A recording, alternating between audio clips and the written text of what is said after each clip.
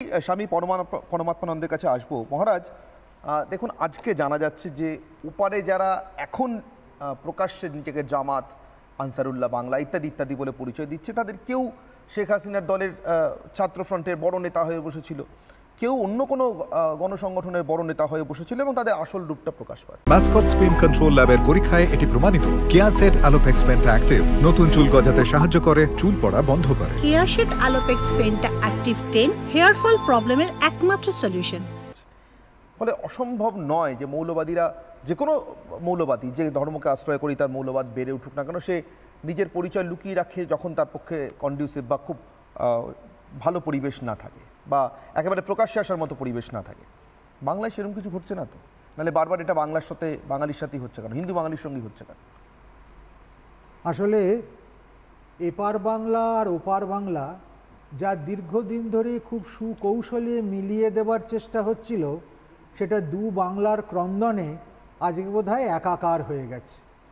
ওপার বাংলাতেও ধর্ম নিয়ে হিন্দু বাঙালিদের যে সংকট, এপার বাংলাতেও সেই একই সংকট আমরা দেখতে পাচ্ছি। না হলে কি আশ্চর্যের ব্যাপার, ওপার বাংলায় মৌলবীরা কাশফুল পুড়িয়ে দিচ্ছে হিন্দু ফুল বলে। শুধু তাই নয়, ঢাকার উত্তরায় 13 নম্বর মাঠে দুর্গাপুজো হতে দেবে না, দলে দলে মিছিল করে বেরিয়ে পড়ছে তারা, সেখান থেকে হুমকি দিচ্ছে লাল সুতো হাতে বাঁধা থাকলে তাকে বাংলাদেশ থেকে খেদিয়ে দেওয়া হবে। তার প্রকাশ্য হুমকি আসছে এবং তার প্রত্যেকটার নজর ওই অসহায় হিন্দুদের প্রতি, সংখ্যালঘু হিন্দুদের প্রতি। মৌলবাদের এটাই চরিত্র, যখন তারা ঠিক পরিস্থিতিতে থাকে না, ঠিক অবস্থায় থাকে না, তখন তারা ঘাপটি মেরে থাকে, আর যখন পরিস্থিতি অনুকূল হয় তখন দাঁত নখ বিস্তার করে নিজেদের সমস্ত কিছু বিরুদ্ধতা নিয়ে তারা মঞ্চে অবতীর্ণ হয়। যেটা কিন্তু একইভাবে পশ্চিমবঙ্গে হচ্ছে, কখনো কখনো মাঝে মাঝে প্রকাশ হচ্ছে। নাহলে মহানাগরিকের মতো একটা গুরুত্বপূর্ণ পদে থেকে যখন বলে যে যারা ইসলাম হয়ে জন্মায়নি তাদের দুর্ভাগ্য, তাদের দাওয়াত ইসলাম দিয়ে নিজেদের ধর্মে নিয়ে আসতে হবে তাদের সৌভাগ্য বৃদ্ধির জন্য, এর বিরুদ্ধে কেউ একটা কথা পর্যন্ত বলে না, তার নিজের দলও বলে না, অন্যান্য শুভবুদ্ধি সম্পন্ন তথাকথিত যারা প্রগতিশীল তারাও বলে না। এর থেকে প্রমাণিত হয়ে যায় যে পশ্চিমবঙ্গে বাঙালি হিন্দু আজকে কতখানি অসহায়। যে অভয়ার নাম করে বিচার ব্যবস্থাকে, যে অভয়ার নাম করে একটা আন্দোলনকে সুকৌশলে দমিয়ে দেবার চেষ্টা করা হচ্ছে, সেই অভয়ার জন্য যখন একটা সভার আয়োজন করা হলো, জুনিয়র ডাক্তাররা সেটা পেল না। 27 সেপ্টেম্বরের সেই সভা বাতিল হয়ে গেল শেষ মুহূর্তে, তাদের SSKM অডিটোরিয়ামে এসে সভা করতে হচ্ছে, এর কোনো প্রতিকার নেই। এইভাবে পশ্চিমবঙ্গের জামাতি একটা তৈরি হয়েছে, যারা পশ্চিমবঙ্গের হিন্দুদের, বাঙালিদের প্রতি মুহূর্তে চেপে দিতে চাইছে। না হলে যে কোনো ধর্মীয় অনুষ্ঠান করতে গেলে, বিশেষ করে দুর্গাপূজা আসলেই বারবার কোর্টে দৌড়তে হচ্ছে, হাইকোর্টের পারমিশন নিয়ে দুর্গাপুজো করতে হচ্ছে। যেমন বাংলাদেশে সিকিউরিটি নিয়ে সেখানে প্রোটেকশন দিয়ে দুর্গাপুজো করতে হয়, কোথাও কোথাও দুর্গামূর্তি বিসর্জন করতে নিয়ে যাওয়া পর্যন্ত যায় না, প্যান্ডেলের ভেতরেই হোস পাইপ দিয়ে মূর্তি গলিয়ে দিতে হয়, সেখানে ছোট করে চৌবাচ্চা তৈরি করে তার মধ্যে প্রতীকী বিসর্জন করতে হয়। আমাদের মনে হয় কিছু দিনের মধ্যে, কয়েক বছরের মধ্যে পশ্চিমবঙ্গে সেই অবস্থা তৈরি হয়ে যাবে। আমি সেই কারণে জিজ্ঞাসা করছি মহারাজ, এই আমরা হিন্দু বাঙালিরা আমাদের দুর্গাপুজো ক্রমবিবর্তিত হয়েছে। আমি পুজোর জায়গা থেকে বলছি না, কিন্তু তার মূল উদ্দেশ্য আধ্যাত্মিক থাকলেও তার বাহ্যিক উদ্দেশ্য অনেক সময় বিবর্তিত হয়েছে। আমরা জানি একটা সময় বিদেশি শাসকের বিরুদ্ধে স্বাধীনতা আন্দোলনে অন্যতম সহায় ছিল এই দুর্গাপুজো।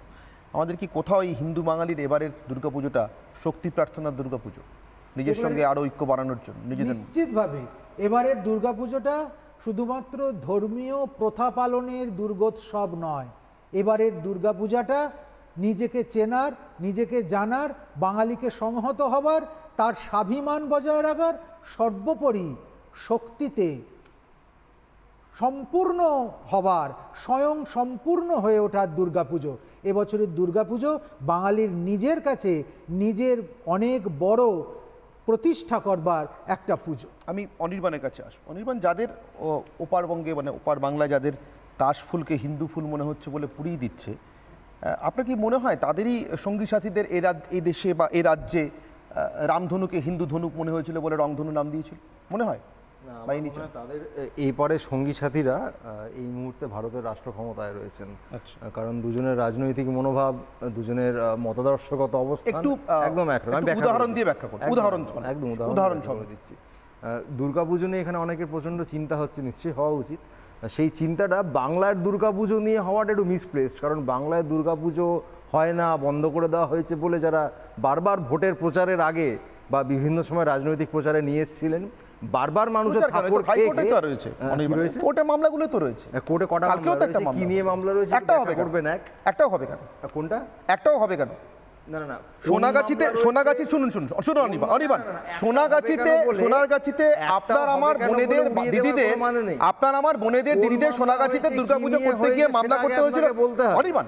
না হলে সোনাগাছিতে আপনার আমার বোনেদের দিদিদের দুর্গাপুজো করবার জন্য মামলা করতে হয়েছিল অরুণাভ ঘোষ লয়ার, অনুমতি নিয়ে বলতে দেন না, এটা পরিষ্কার।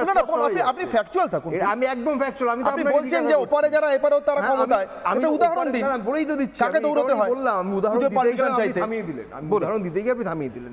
2020 সালে উত্তরপ্রদেশে যখন যোগী আদিত্যনাথের সরকার রামলীলার অনুমতি দিচ্ছেন কিন্তু দুর্গাপুজোর অনুমতি দিচ্ছেন না, সেই সময় স্বপন দাশগুপ্ত, তিনি বিজেপি নেতা, বাকি সবার কথা ছেড়ে দিন, তাকে পর্যন্ত বলতে হয়েছিল এইটা বৈষম্যমূলক, যদি তাতে লাভের লাভ কিছু হয়নি।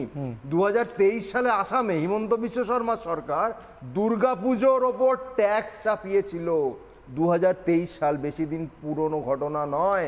তখন না সন্ময় বাবু না যিনি একটু আগে বলছিলেন তাদের কাউকে গলা তুলতে দেখিনি। কেন দেখিনি সেটা আমরা জানি, কারণ দুর্গাপুজোকে কেন্দ্র করে যেটা বলতে যাচ্ছিলাম, এই বঙ্গে দুর্গাপুজো হয় না, সব উঠে যাচ্ছে, বন্ধ করে দিচ্ছে, সব প্রচার করতে গিয়ে বারবার ভোটে থাপ্পড় খেয়েছে যে দল, তারা নিজেরা দুর্গাপুজো চালু করেছিল, করে তৃতীয় বর্ষে গিয়ে বন্ধ করে দিয়েছে, এবং এখন আর দুর্গাপুজো এখানে হয় না নিজেরা নেতাদের দিয়ে বলে না। দেখবেন বিজেপির যারা পরিচিত নেতা তারা আর কেউ বলেন না, এখন তাদের যে শ্যাডো আর্মি রয়েছে তাদেরকে এগিয়ে দিচ্ছেন। তাদের একটাই পুঁজি এই বাংলায়, খুব ভীষণভাবে চেষ্টা করছেন মমতা বন্দ্যোপাধ্যায় হন, বাকি তৃণমূল কংগ্রেসের নেতা নেত্রী, তারা নাকি ভয়ানক হিন্দু বিরোধী।